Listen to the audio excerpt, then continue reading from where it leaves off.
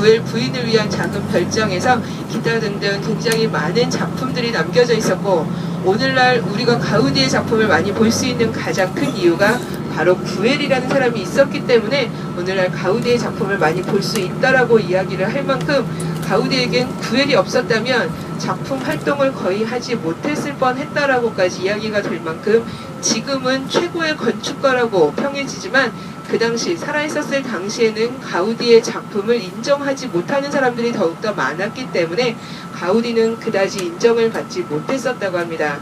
가우디가 바르셀로나 출신이 아니라 바르셀로나에서 남서쪽으로 약 80km 정도 이동하시면은 만나시게 되시는 레우스라고 하는 작은 마을에서 태어났고, 레우스에서 5형제 중에 막내로 태어났다고 하는데, 위에 4명의 형들은 모두 바르셀로나 의대에 진학을 했고, 막내 아들까지 건축대학에 들어가면서 아버지가 부유하진 않았지만 모든 재산을 정리를 해서 이곳으로 이주를 하게 되었다고 합니다. 가우디가 몸이 굉장히 약했고 내성적인 성격에 특히 관절염 때문에 학교에도 가지 못하면서 어릴 때부터 친구들과 어울리지 못하고 자연을 벗삼아서 철공이었던 아버지 옆에서, 또 대부분은 도공들이었다고 하는 어머니 쪽 가족 옆에서 지냈던 유년기가 그대로 가우디 작품에 반영이 됐기 때문에 철제의 작품에서 아버지의 영향을 얼마나 많이 받았는지, 또 아름다운 모자이크 작품에서 어머니 쪽의 가족의 영향을 얼마나 많이 받았는지도 보실 수 있으시겠고요. 또 어릴 때부터 벗으로 삼았다고 하는 자연 그 자체의 모습을 어떻게 예술로 형상화시켰는지 만나보실 수가 있으십니다. 이 구엘공원에서는 가우디의 최고의 작품 중에 하나로 알려져 있는데, 세계문화유산으로 인정을 받은 작품이지만 사실 부상을 했던 건축물에서 약 5%도 채 되지 않게 미완성 작품으로 알려져 있는 또 다른 가우디의 미완성 작품을 만나보시게 되십니다. 1900년에서 1914년 사이에 건축이 진행이 됐을 때는 바르셀로나에서 공원으로 사용을 하려고 지은 곳이 아니라, 지금은 시에서 운영을 하는 공원이지만 건축이 진행이 되던 당시에는 바르셀로나에서 부자들을 위한 특별한 동네를 구상을 했던 것입니다. 구엘이라는 사람은 이 지방의 귀족 집안의 출신이었기 때문에 워낙에 재력과 권력이 있었지만, 그 당시에 한참 유행하던 섬유 산업에 뛰어들면서 섬유 공장 7개와 함께 대단한 재력을 가지고 있었고, 그 당시에 그런 재력을 통해서 부자들 사이에서 건축이 유행이었기 때문에 가우디에게 모든 건축을 맡기면서 이 구엘 공원이라는 건축물까지 짓게 되었다고 합니다. 섬유산업을 통해서 영국에 자주 왔다 갔다 하던 구엘이 영국에서 한참 유행하던 전원주택이 너무나 마음에 들어서 바르셀로나로 도입을 하려고 했다고 하는데, 영국에서는 도시와 시골을 연결을 시켜주는 중산층들을 생각을 했다면, 구엘은 도입을 하면서 바르셀로나 도시 속에 섬유 공장들이 많이 들어서면서 회색화되고 공업화되고 산업화되는 도시 속에서 바르셀로나 부자들이 자연과 함께 더불어 살 수 있는 공간을 구상을 했지만, 그게 무산이 되면서 일반 공원으로 사용이 되는 곳입니다. 구엘 공원이라고 이름이 지금 현재 공원이기 때문에 지어진 게 아니라, 구엘이라는 사람이 바르셀로나 4개의 언덕 중에 한 언덕의 일부를 구입을 해서 전원주택 60채와 함께 부자들을 위한 특별한 동네를 구상을 했을 때, 이 동네는 공원 같은 동네다라고 생각을 해서 구엘 공원이라고, 그것도 그 당시에 영국에서 도입을 했기 때문에 영문으로 이 동네로 들어가는 입구에 이 동네의 이름을 모자이크로 표기를 한 것을 보시게 되십니다.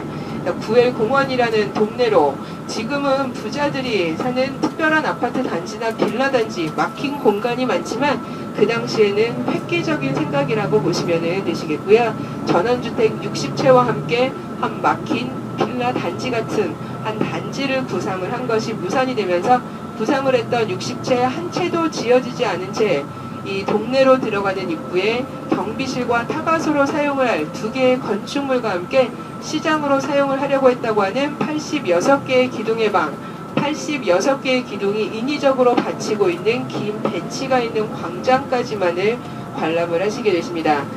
부지는 굉장히 넓지만 그냥 일반 공원으로 대부분 사용이 되고, 가우디의 작품이 남겨져 있는 곳은 미미하기 때문에 작품이 남겨져 있는 곳을 중심으로 해서 만나보시도록 하시겠고요. 가우디 공원, 가우디의 구엘공원을 통해서 가우디의 작품을 통해서 구엘이라는 사람은 어떤 사람이었는지도 함께 만나보시게 되십니다.